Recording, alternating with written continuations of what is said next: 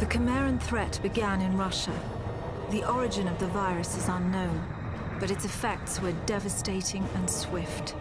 In the 1930s, reports of biological experiments began leaking out of Russia.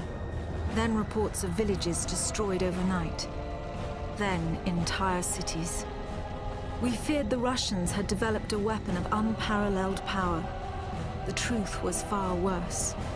The Chimeras stayed sealed within Russia for over a decade. Then, in 1949, they launched an attack that overwhelmed all of Europe in a matter of weeks. For several months we thought England was safe. But in October of 1950, the Chimera burrowed under the Channel. We had prepared for them, but in 3 months' time, the war was lost. We abandoned the cities to the Chimera and retreated to scattered military bases and outposts.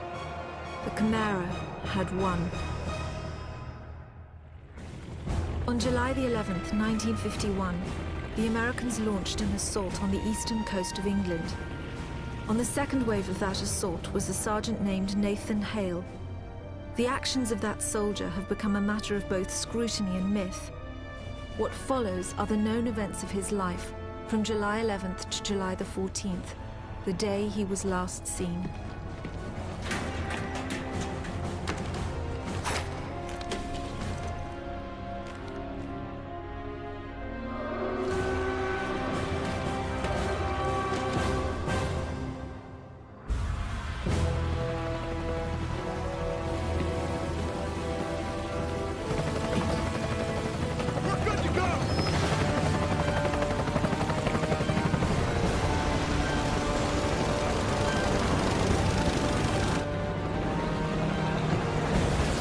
Soldiers had no idea what they would soon be facing.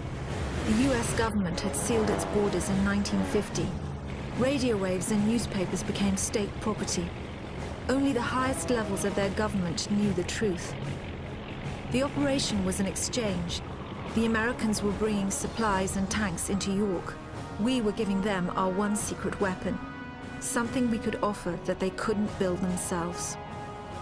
I was the commander of the convoy team that was to meet the US soldiers. We were ambushed in Manchester on the way to the rendezvous. There was no way to warn the Americans. They were on their own in York, fighting an enemy they knew nothing about. We never learnt exactly what happened there. All we know is that Nathan Hale was the sole survivor. Go! Go! Go!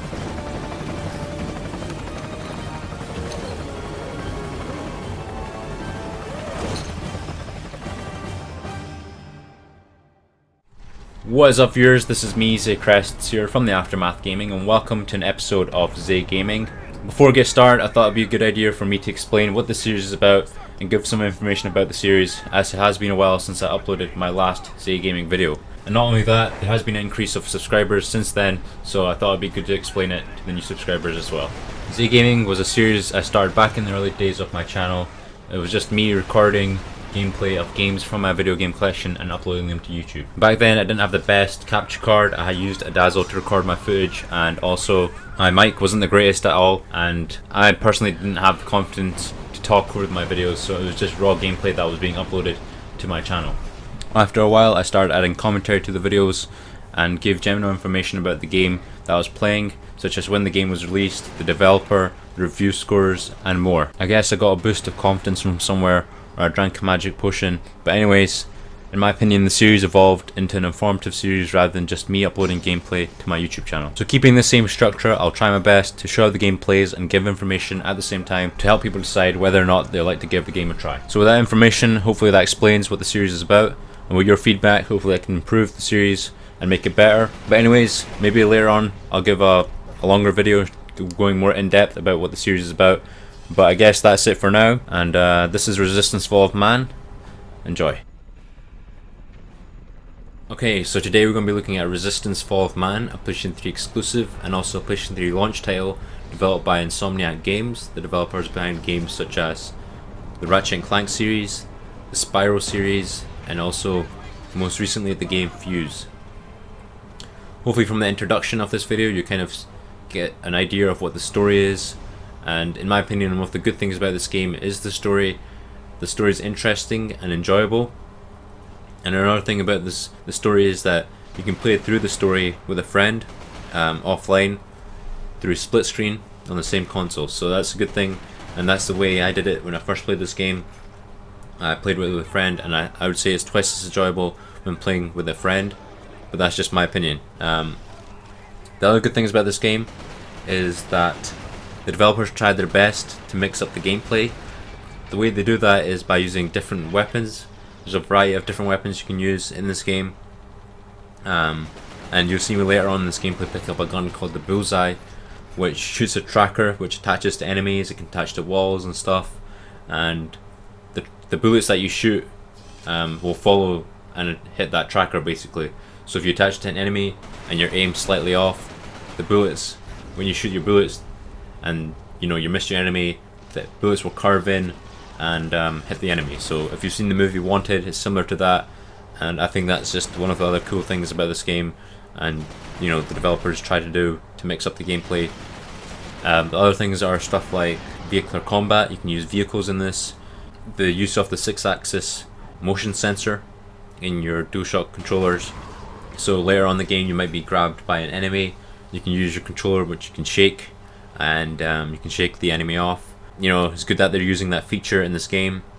The other thing is this game has sequels, so just say you enjoy the first one, you might want to play the second and the third one, which were both also released on the PlayStation 3. The game also has spin-offs, so just say you own a PlayStation Portable or a PlayStation Vita, you can play Resistance Retribution on the PlayStation Portable and Resistance Burning Skies on the PlayStation Vita.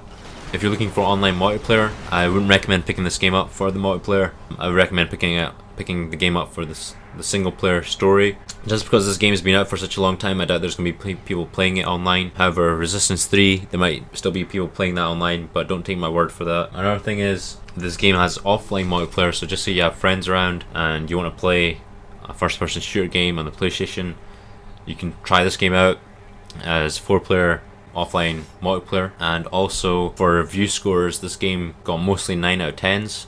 The lowest it got was a 6 out of 10, but again, that's just reviews. You should definitely try the game out for yourself to see whether or not you like it. You can pick it up for a low price nowadays. Maybe one of your friends have it, so you can borrow off a friend. But I do say you should try this game. It's definitely worth a try. So by now, probably most people have played it, but if you haven't played it, like I said, give it a try. And I guess that's it for general information about the game, what I think's good about the game and stuff. I know it's short. I don't want to ruin the gameplay too much. I just wanted to talk over it, give me some information. But anyways, hopefully you enjoyed the video, and thanks for watching.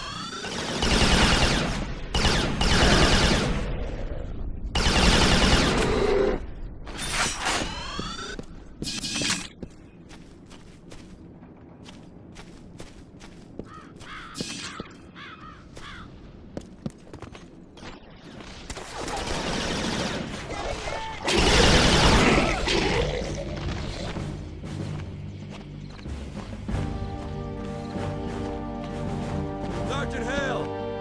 Looks like your squad got it bad.